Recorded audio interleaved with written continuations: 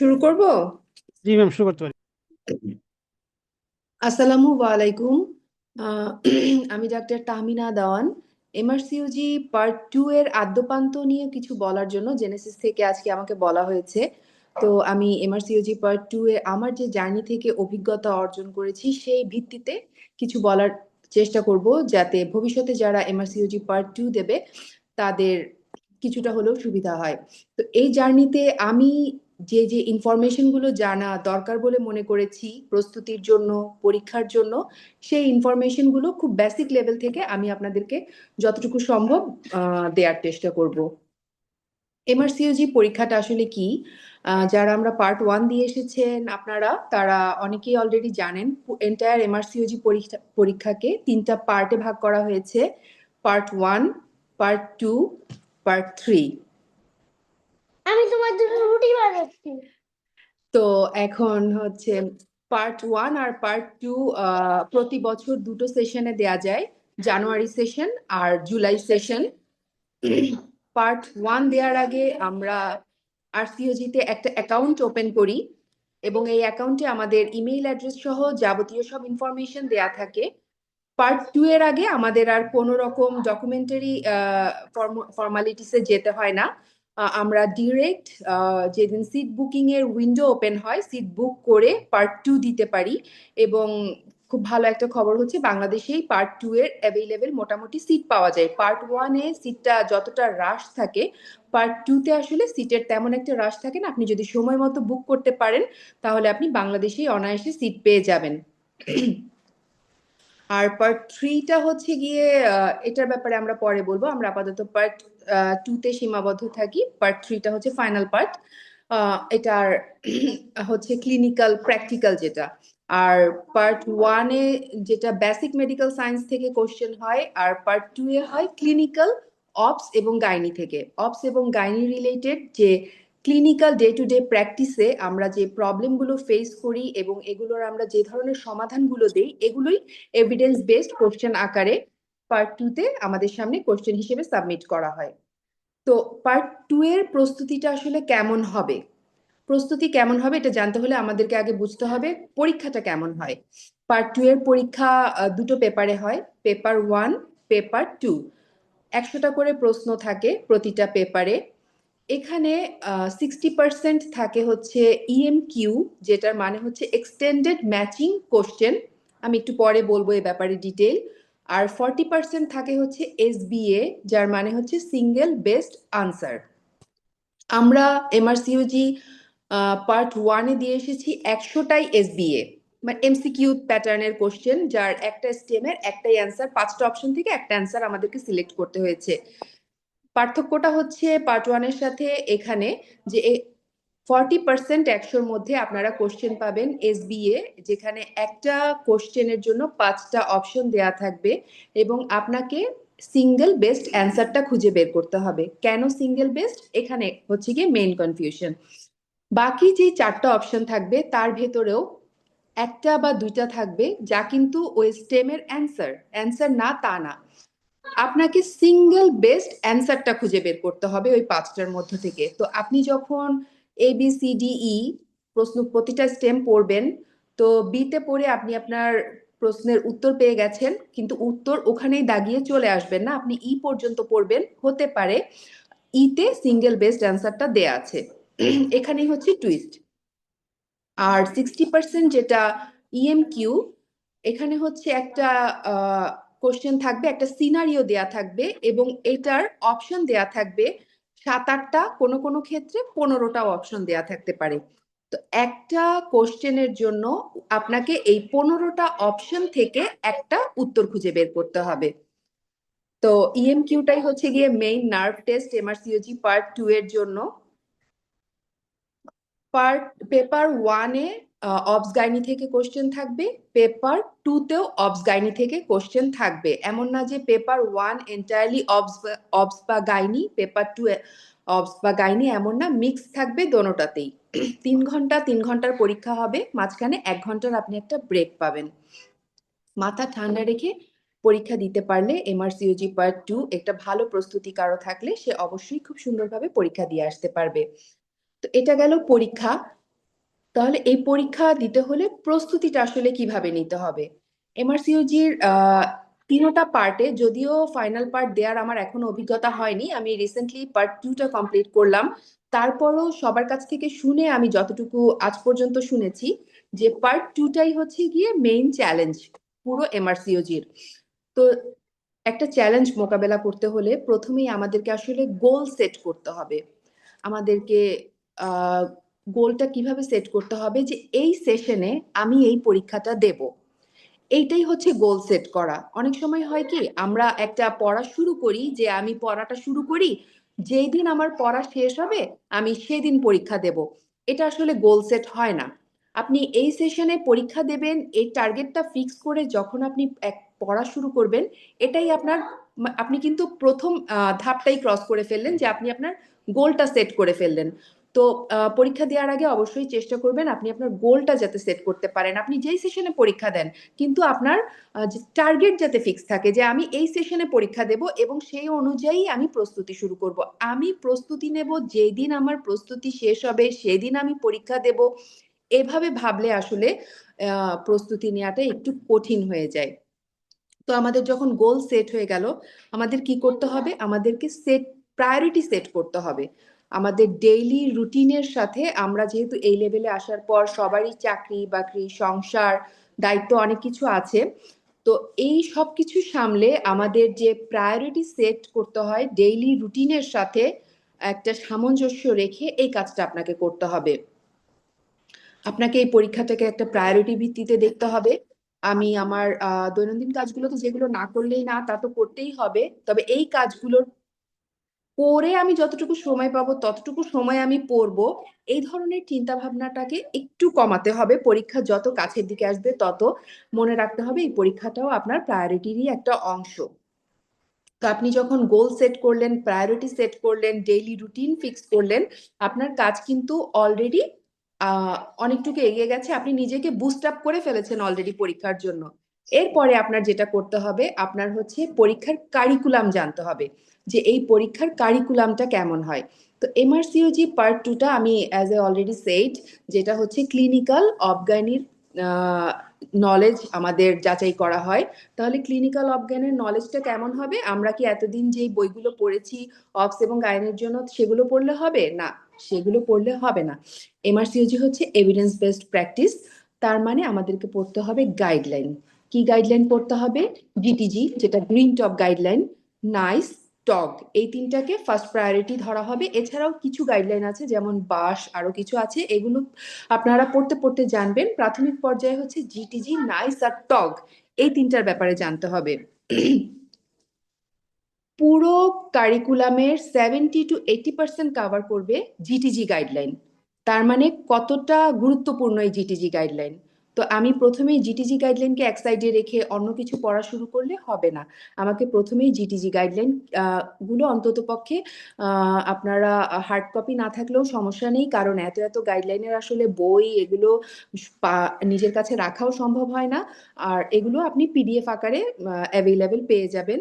তো এই গাইডলাইনগুলো আপনি সমস্ত গাইডলাইনগুলো কালেক্ট করে ফেলবেন। জিটিজি গাইডলাইন, নাইস গাইডলাইনে যা যা লাগে, সব লাগে না, এগুলো আপনাদেরকে বলে দেওয়া হবে নাইসের কোনটা কোনটা লাগে, তবে জিটিজির গাইডলাইনের মোটামুটি পুরোটাই লাগে, সবগুলো টপিকই টাচ করতে হয় কম বেশি। আর টগ হচ্ছে গিয়ে লাস্ট 3 to 4 ইয়ারের টগ পড়লে যথেষ্ট হয়, কারণ এটা অনেক ভাস্ট টগ আর্টিকেল, অনেক কিছুর উপর টগ আর্টিকেল আছে। তো এত পড়ে আসলে কভার আপ করা যায় না, পড়াটাকে তো সামারাইজ করতে হবে। তো লাস্ট 3 to 4 ইয়ারের খুব ইম্পর্টেন্ট কিছু টগ পড়লে মোটামুটি টগ আর্টিকেল কভার হয়ে যায়। তবে ইদানিংকালের পরীক্ষাগুলোতে টগ থেকে কোশ্চেন দেওয়ার একটা টেন্ডেন্সি দেখা যাচ্ছে। আসলে মানে কলেজ তো ওদের পরীক্ষার সিস্টেম আপগ্রেড করতে থাকে রেগুলার। আগে এত ক্যান্ডিডেট এমআরসিওজি দিত না, রিসেন্টলি দেখা যাচ্ছে বিভিন্ন দেশ থেকে ক্যান্ডিডেটরা এমআরসিওজি দিতে খুবই আগ্রহী। এমআরসিওজির ক্যান্ডিডেট এখন অনেক বেড়ে গেছে, যে কারণে কলেজও ওদের পরীক্ষার মানে পরীক্ষার মান উন্নয়নের দিকে খুব বেশি নজর দিচ্ছে। এ কারণে হয়তো টক থেকে কোশ্চেন ইনক্লুড করা হচ্ছে। তো আমরা জিটিজি, নাইস এবং টককে আমাদের কারিকুলামের মেইন একটা অংশ হিসেবে ধরবো। জিটিজি 70 to 80%, যেটা আমি বললাম, আর 10% নাইস, 10% টগ, আর বাকি 10% হচ্ছে বাকি যেই আরো কিছু গাইডলাইন আছে স্পেসিফিক মডিউল ওয়াইজ, ওখান থেকে কোশ্চেন গুলো আসে। তো এখন আমরা যে টোটাল যতগুলো টপিক আছে অবস এবং গাইনি, এই টোটাল টপিকগুলোকে 14টা মডিউলে ভাগ করা হয়েছে। এই মডিউলের ভিতর অবসের মডিউল আছে, গাইনির মডিউল আছে, স্ট্যাটিস্টিক্সের মডিউল আছে, টিচিং ক্লিনিক্যাল গভর্নেন্সের মডিউল আছে। তো টোটাল 14টা মডিউলে ভাগ করা হয়েছে। এই মডিউল ওয়াইজ আপনাদেরকে সাধারণত পড়ানো হয় এবং এই মডিউল ওয়াইজ আপনাদেরকে ম্যাটেরিয়াল প্রোভাইড করা হয় এবং এই মডিউল ওয়াইজই আপনারা যে প্র্যাকটিস করবেন, মডিউল ওয়াইজই আপনারা প্র্যাকটিস করবেন। মডিউল ওয়াইজ যখন আপনি একটা প্রিপারেশন নেবেন, তাহলে হয় কি পুরো কারিকুলামটা আপনি টাচ করতে পারবেন। যেহেতু এটা একটা ভাস্ট কারিকুলাম, আপনি যদি অর্গানাইজড না থাকেন তাহলে আপনার পড়া দেখা যাবে কিছু না কিছু ইম্পর্টেন্ট জিনিস আপনার ছুটে গেছে। তো মডিউল ওয়াইজ যখন পুরো জিনিসটা গোছানো থাকে, কোনো ইম্পর্টেন্ট, প্রতিটা মডিউল ইম্পর্টেন্ট, কোনো মডিউল ছুটে যাওয়ার কোনো সম্ভাবনা থাকে না। প্রতিটা মডিউল ওয়াইজ পড়া আপনার গোছানো হয়ে যায়, প্রতিটা মডিউল ওয়াইজ ম্যাটেরিয়াল আপনার গোছানো হয়ে যায়। তো এখন যে ব্যাপারটা আমি বলবো যে পার্ট 2 এর জার্নিতে জেনেসিস আপনাকে কিভাবে সাহায্য করবে। আমার জেনেসিসের সাথে জার্নিটা শুরু হয় আসলে এমআরসিওজি পার্ট 2 দিয়ে। এর আগেও জেনেসিসের সাথে আমার জার্নি ছিল এফসিপিএস এর সময়। তো জেনেসিসের প্রতি আমার সবসময় একটা বিশ্বাস ছিল যে এখান থেকে আমি উপকৃত হব, আমি এবং হয়েছিও। এজন্যই বলা আপনাদেরকে, আমি নিজে একটা জায়গা থেকে যখন উপকৃত হয়েছি তখন আরেকজনকে এটার ব্যাপারে রিকমেন্ড করা আমি মনে করি ইটস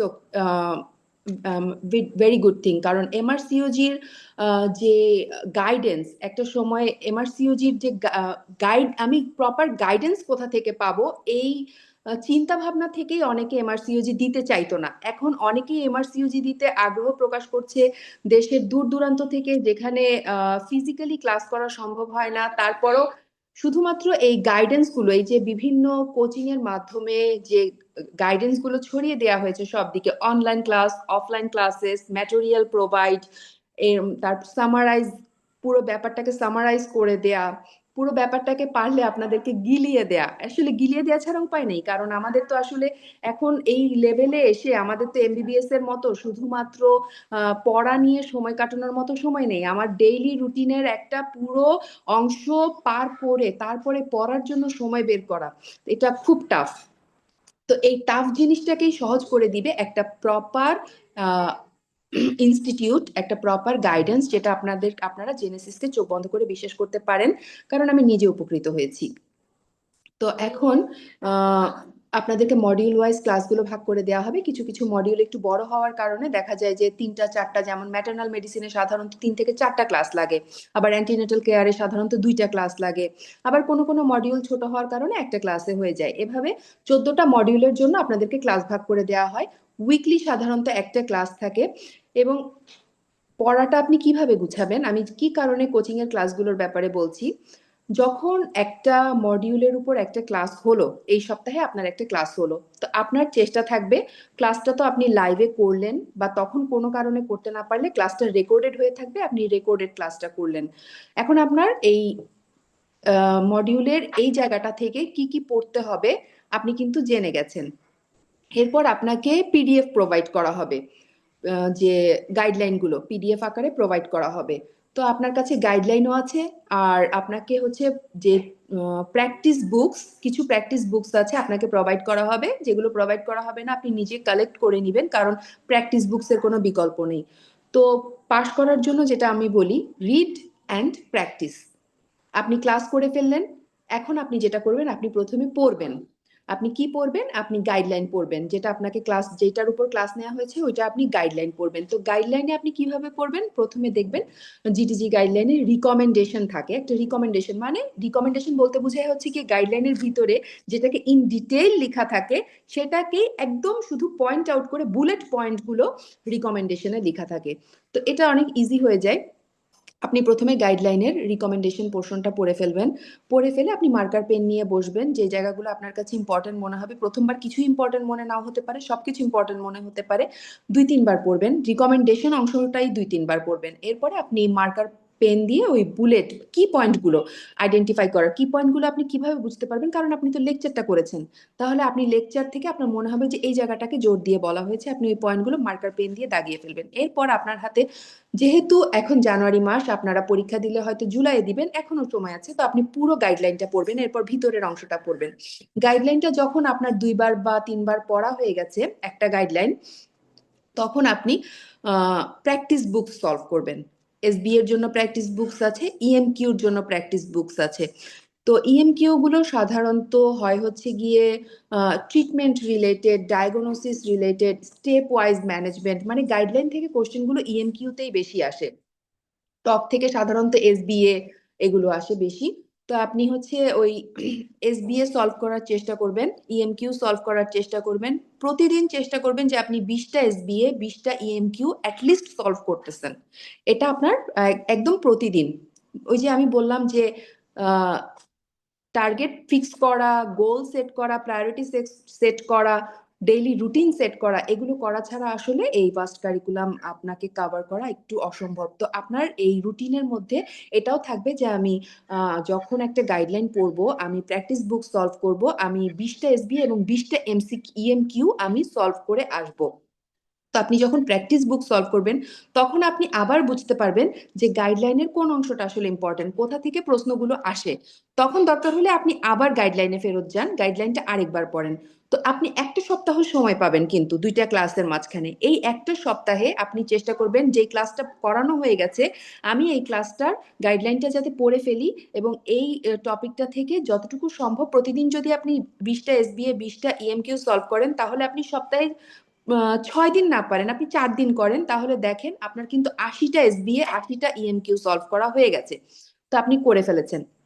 এভাবে যখন প্রতিটা ক্লাস হবে, আপনি হচ্ছে প্রসপেক্টিভ ম্যানারে আগাতে থাকবেন।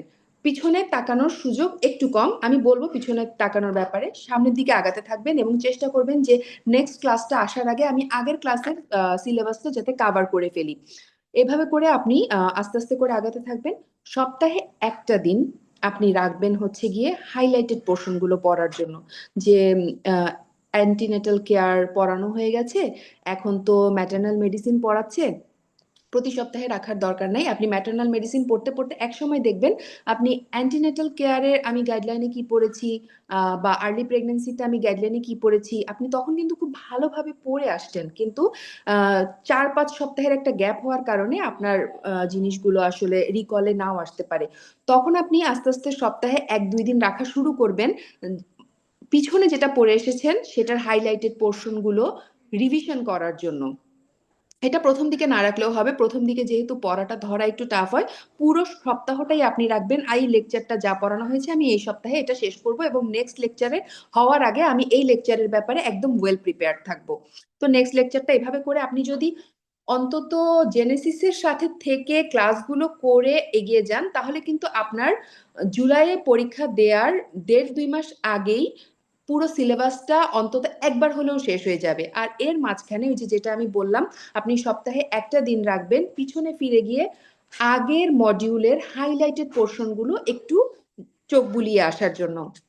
এই কাজটা আপনাকে যে পড়ার টেবিলে বসেই করতে হবে এমন না, আপনি এই কাজটা আপনার কাজের ফাঁকে করতে পারেন, আপনি গাড়িতে বসে করতে পারেন, আপনি যে কোনো অন্য কাজে বিজি আছেন, আপনি হসপিটালে আছেন, তার মাঝখানে হয়তো আপনি 10 মিনিটের টি ব্রেক নিয়েছেন, ওই টি ব্রেকে আপনি সেদিন মাথায় সেট করে যাবেন যে আমি আজকে যে টি ব্রেকটা নিব, ওই টি ব্রেকে আমি আমার 2 সপ্তাহ আগে যে ক্লাসটা হয়েছে ওই ক্লাসের যে গাইডলাইনটা আমি পড়ে এসেছিলাম, ওই গাইডলাইনটা আজকে আমি একবার চোখ বুলাবো। এভাবেই আসলে পড়তে হবে। এভাবে না পড়লে আসলে কাভার করা খুব মুশকিল, এবং জিনিস মাথায় রাখাও খুব মুশকিল, কারণ অনেক বেশি ইনফরমেশন মাথায় রাখতে হবে, যেটা বারবার চোখে না দেখলে আসলে সম্ভব একটু টাফ হয়ে যায়।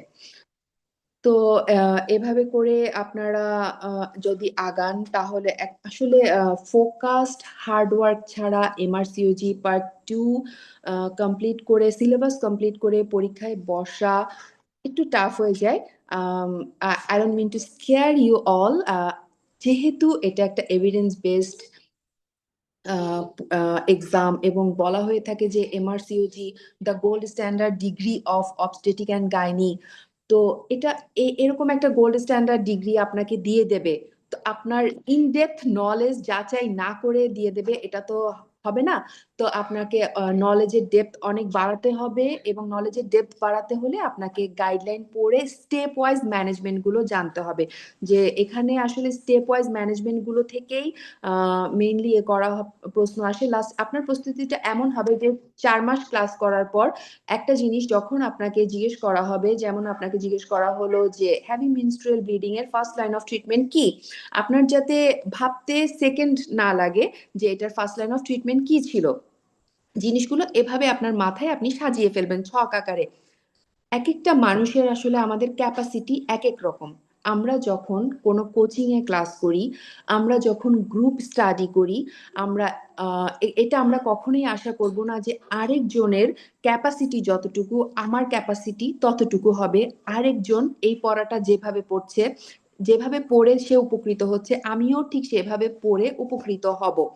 আমরা সবাই এই পর্যন্ত এসেছি, নিশ্চয়ই সৃষ্টিকর্তা আমাদেরকে ইউনিক ভাবেই তৈরি করেছেন, তো নিজেকে ইউনিক ভাববেন এবং আপনার স্ট্রং পয়েন্ট কি আইডেন্টিফাই করার চেষ্টা করবেন, আপনার উইক পয়েন্ট কি আইডেন্টিফাই করার চেষ্টা করবেন। বিলিভ মি, এক একজনের স্ট্রং পয়েন্ট আলাদা, এক একজনের উইক পয়েন্ট আলাদা।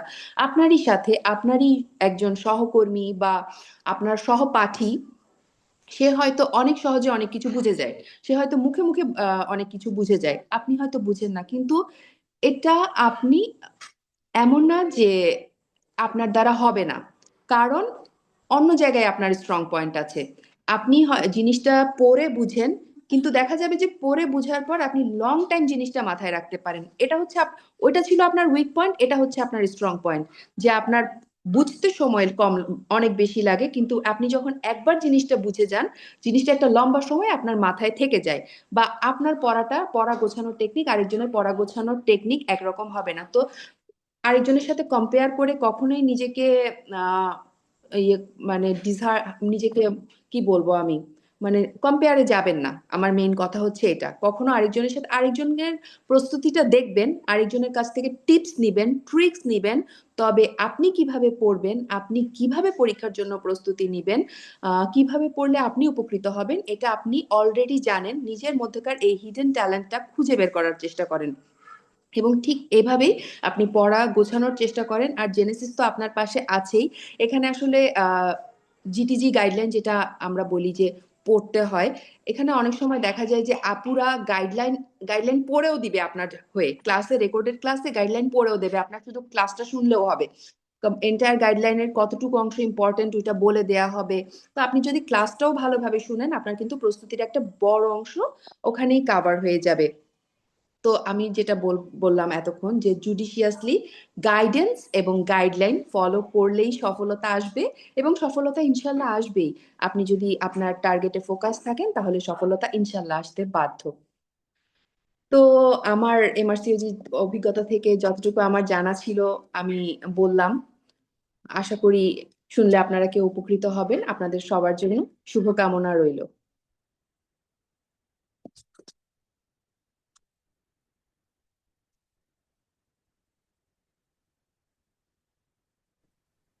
তাহমিনা আপু, আসসালামু আলাইকুম। আজকে আমাদের এমআরসিওজি পার্ট 2 এর আদ্যপান্ততে আমি দেখতে পাচ্ছি আপু এত সুন্দর আমি কিন্তু আপু শুনছিলাম ওয়ালাইকুম বাসায়। আসসালাম আপা, কেমন আছেন? জি আপু, ভালো আছি। আমি আপনার প্রত্যেকটা কথা খুব মনোযোগ দিয়ে শুনি। একটা মানুষ এত সুন্দর করে কিভাবে কথা বলে, এত সুন্দর করে কিভাবে গাইড করে। না আপা, আমি আমি আসলে নিজে পড়তে গিয়ে যেটা দেখছি, অনেক ছোট ছোট ব্যাপারে আমাদের অনেক মানে আমাদের প্রশ্ন থাকে কিন্তু অনেক গ্রাসরুট লেভেলে, রাইট, আমরা অনেক বড় বড় প্রশ্নের উত্তর পেয়ে যাই, কিন্তু অনেক ছোট ছোট প্রশ্নের উত্তর আমরা পাই না। পাই। এবং এই প্রশ্নগুলো করতেও কিন্তু আমরা কনফিউজড হই, মানে ভয় লাগে যে আমি এই প্রশ্নটা করব, ও কি ভাববে যে এমআরসিইউজি পার্ট 2 দিতে চলে আসছে, এতটুকুও জানে না।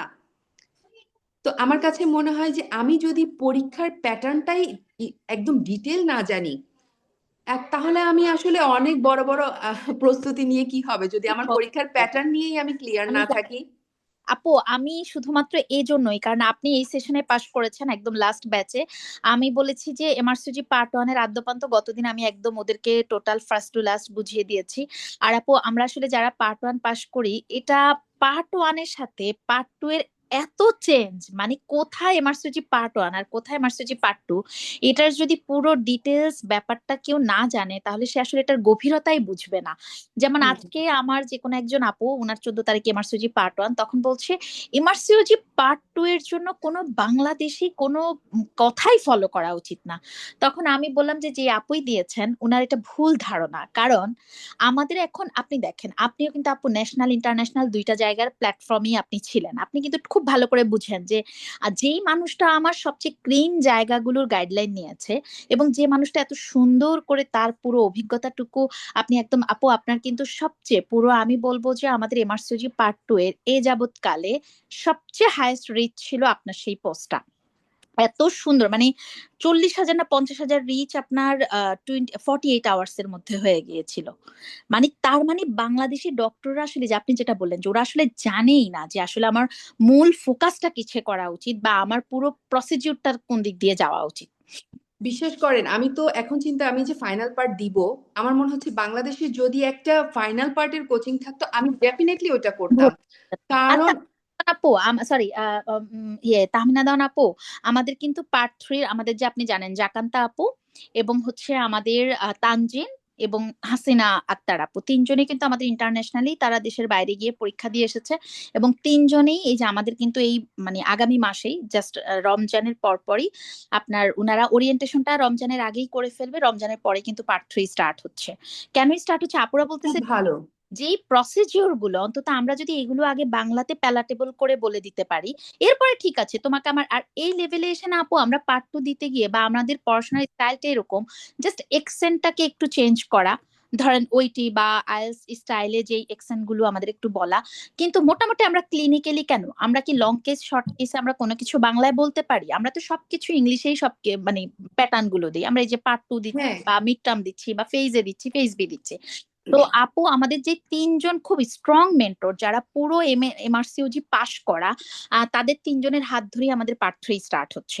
এবং আমি জানি যে আপনি যেই মাশাল্লাহ যেরকম মানুষ, আপনি সেটাতে অ্যাড হয়ে যাবেন এবং সেটা তো আপনি অবশ্যই প্যালাটেবল করে আপনার মতো করে করে নেবেন। কারণ আপু জানেন আমি আপনাকে পিক করার এটাই একটা কারণ, কারণ আপনি যে মানুষ, এর আগেও তো আরো বহু মানুষ এমআরসিওজি পার্ট টু দিয়েছে, কই কেউ তো এত সুন্দর করে। এবং আপনার পুরো লেখাটা পড়ে আমার মনে হয়েছিল যে আমি এরকম লেভেলেরই একটা গাইডলাইন চেয়েছিলাম, যেটা আমি এতদিন হয়তো এভাবে করে পাইনি। আমার কাছে কিন্তু এটাই, যার কারণে আমার মনে হচ্ছে আপনি যখন আমাদের মেন্টর হিসাবে যুক্ত হয়েছেন আমাদের সাথে, আলহামদুলিল্লাহ আমাদের স্টুডেন্টরা এবং আমরা সবাই একটা ভালো গাইডলাইন পাবো।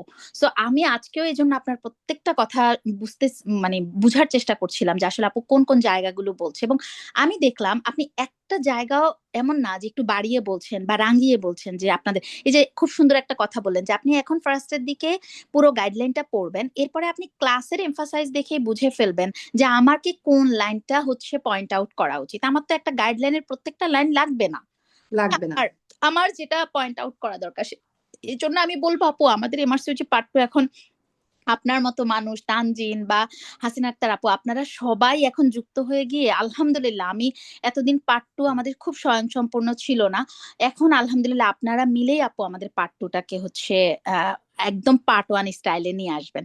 ইনশাআল্লাহ। এটা হচ্ছে এই কারণে আপু আজকের আমাদের সেশনটা করা।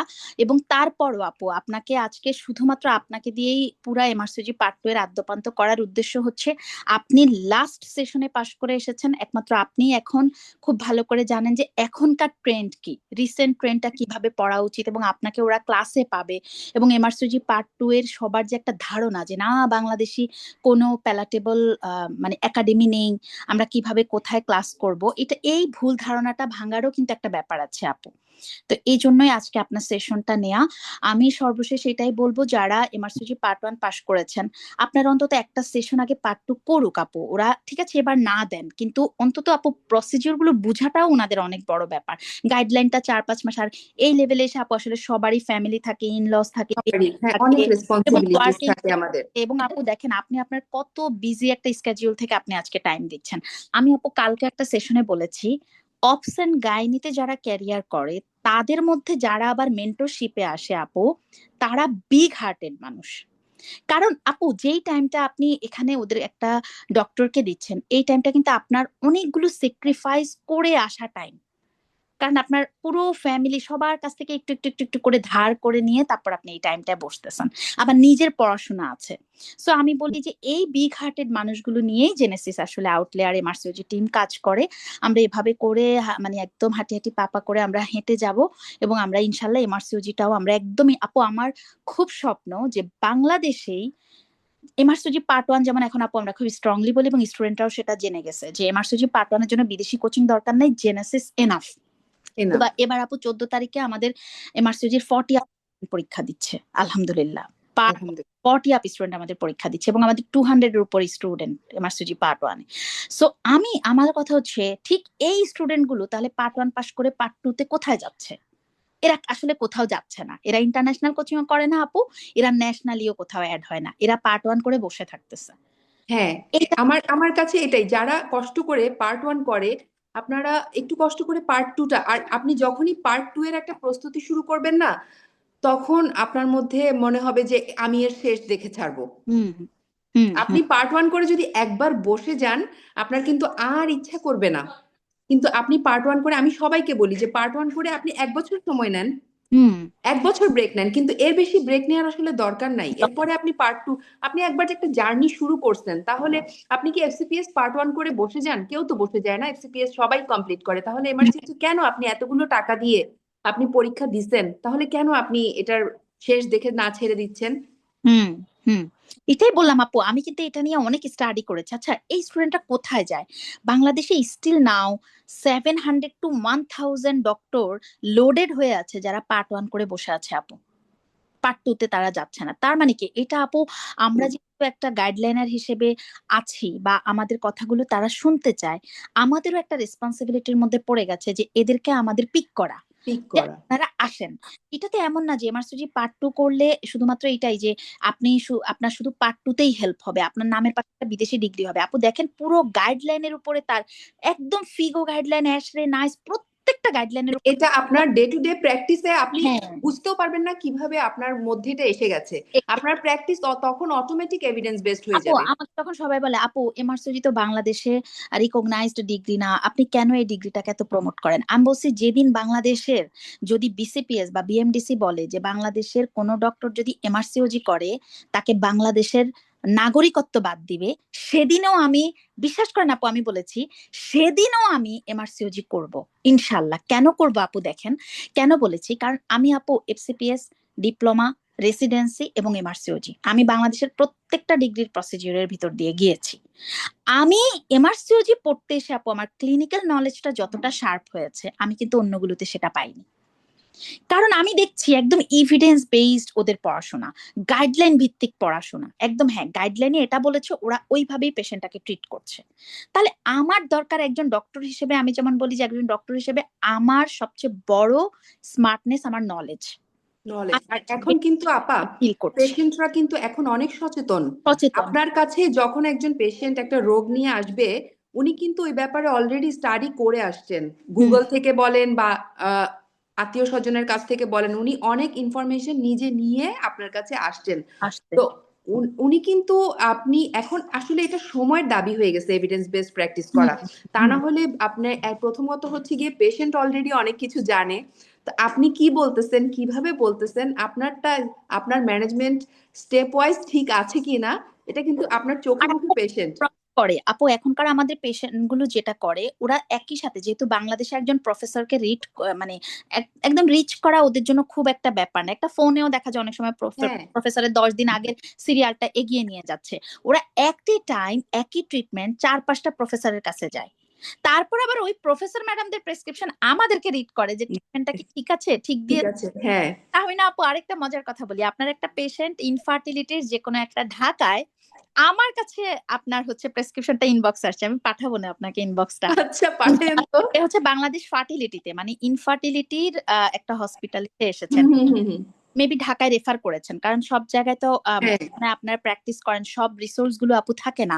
অনেক হ্যাঁ হ্যাঁ, হরমোনাল, মেবি আইভিএফ এর জন্য, কারণ ওটা ইয়েস মনে ইয়েস, হয়। হ্যাঁ মনে হয় মাল্টিপল সাইকেল ফেল হয়েছে বা আনএক্সপ্লেইন ছিল, হ্যাঁ পরে আমি আইভিএফ এর জন্য সেম ইয়ে একদম করছি। সাজেস্ট করেই পাঠিয়েছেন।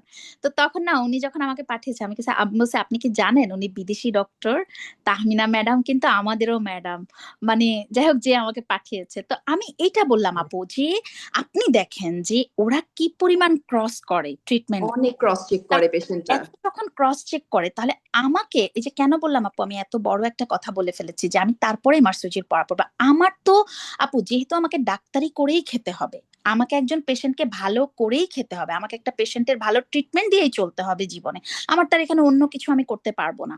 তাহলে আমাকে নলেজ গ্যাদার করে ঠিক এভিডেন্স বেসড প্র্যাকটিস গাইডলাইন ভিত্তিক ট্রিটমেন্ট দিয়েই কিন্তু আমাকে আমার ডে টু ডে লাইফ হচ্ছে চালাতে হবে। তাহলে সেখানে আমার জন্য সবচেয়ে বেস্ট অপশন হচ্ছে আপু এফসিপিএস বা এমএস এর পাশাপাশি এমআরসিওজি। এমআরসি আমি খুব সুন্দর করে গাইডলাইন গুলো পেয়ে যাচ্ছি। এইটাই আমি আমাদের জুনিয়র ডক্টরদেরকে বুঝাতে পারছি না, ওরা একই কথা আপু কি হবে। আপু এখন বাংলাদেশে ট্রিটমেন্ট করার জন্য তো ডিএমএফ প্র্যাকটিস করতেছে, বাংলাদেশে তো এত ডিগ্রির প্রয়োজন হয় না, এফসিপিএস এমএস এমআরসিওজি বাংলাদেশে চিকিৎসা করার জন্য তো এত ডিগ্রির প্রয়োজন হয় না। আমি তখন ওদেরকে এই কথাই বলি, তুমি একজন ডক্টর, তুমি তো ডিএমএফ তে চিন্তা করে কোনো লাভ নাই, স্যাকমোদে চিন্তা করে লাভ নাই, ওরা ওদের পার্সপেক্টিভে ট্রিটমেন্ট করবে। তুমি যখন তোমার লাইফে তোমার যেখান থেকে তুমি ট্রিটমেন্ট পারপাস স্টার্ট করবা পেশেন্টের জন্য, তখন তোমার সর্বোচ্চটা দিয়ে স্টার্ট করতে হবে। এখন তোমার সেই স্টার্টিং এর জন্য তুমি যদি মনে করো যে হ্যাঁ একজন এফসিপিএস আপু, আপনি যেমন একজন এফসিপিএস হোল্ডার, আপনি কি এখন প্র্যাকটিস করছেন না? করছেন, সবকিছুই করছেন, বাট আপনার প্র্যাকটিসের সাথে একটা নতুনত্ব যোগ করে এমআরসিওজি যে না গাইডলাইনে তো এটা বলেছে। এই জন্য আপু আমাদেরও একটা দায়িত্বের ভিতরে যে এমআরসিওজি পার্ট 1 যারা করছেন, আজকে লাইভ সেশন গুলো আপনারা দেখতে পাচ্ছেন, যত দ্রুত সম্ভব আপনারা আগে 6টা মাস এমআরসিওজি পার্ট 2 এর পুরো প্রসিডিউরটা বুঝেন, সব গাইডলাইন গুলো পড়েন, তারপরে নিজেদের একটা ডিসিশন নেন। এখন তার আপনাকে 1.5-2 লাখ টাকা দিয়ে কোচিং করতে হচ্ছে না, আপনি 20-22 হাজার টাকা হলেই তো একটা কোচিং করে ফেলতে পারেন। করতে পারছেন। করে আপনি পড়াশোনাটা করেন, করার পরে এরপর আপনি ডিসিশন নেন না আমি এই সেশনে বসবো বা আগামী সেশনে বসবো। আর জেনেসিসে তো এটা আপু অনেক বড় একটা সুবিধা যে একবার অ্যাটাচ হয়ে গেলেই আমাদের কিন্তু মেন্টরশিপ বা আমাদের গাইডলাইন তো ওরা পেতেই সারাক্ষণ হ্যাঁ, ওটা ওপেন থাকে। ওপেন থাকে। তো এই জন্য বললাম তাহলে আপু আজকে আসলে এই সেশনটা আমাদের শুধুমাত্র আপনি সব গাইডলাইন করবেন তা না, ওদেরকে মোটিভেট করাও আসলে একটা দায়িত্ব যে কেন পার্ট 2 তে সবাই বসতেছেন, কেন হচ্ছে একই কথা যে এটা অনেক কঠিন, আমাদেরকে দিয়ে হবে না।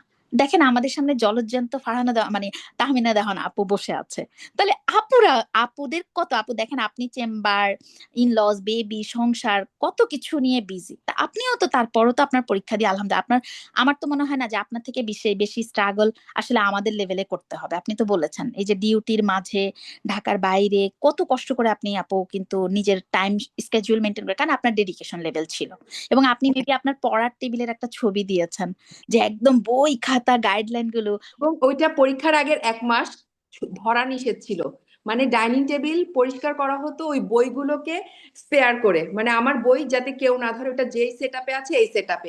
মানে আপু আমার কথা হচ্ছে আমি হার্ড ওই ওয়ার্ক এবং টেবিলটা ডেডিকেশন এই লেভেলে থাকতে হবে।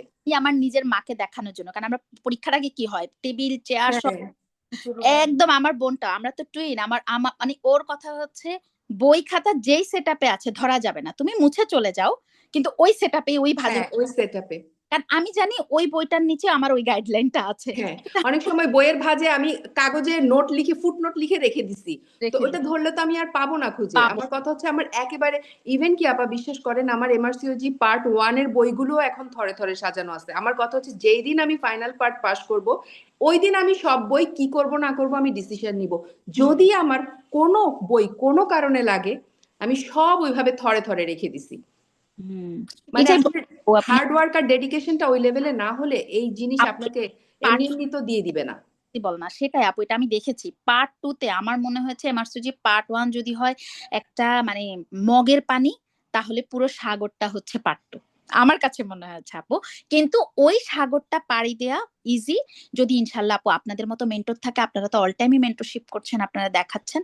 সো এটাই আমি বলবো যে আজকের সেশনটা আসলে আলহামদুলিল্লাহ আপু আপনার বলাটাও আপনি, আমি তো প্রত্যেকটা কথাই শুনেছি যেভাবে গাইড করেছেন, এখন স্টুডেন্টরা সেভাবে অ্যাডমিট হয়ে, এখন একটাই কি আপু আমি আপনার কাছ থেকে একটা সেবা চাচ্ছি, আপনি আমাকে সেবা দিলেন, এখন স্টুডেন্টরা যখন না আসবে সেবাটা না চাবে, আপনি আমরা সেবাটা দিব কোথা থেকে? দিব কোথায়, সেটাই তো।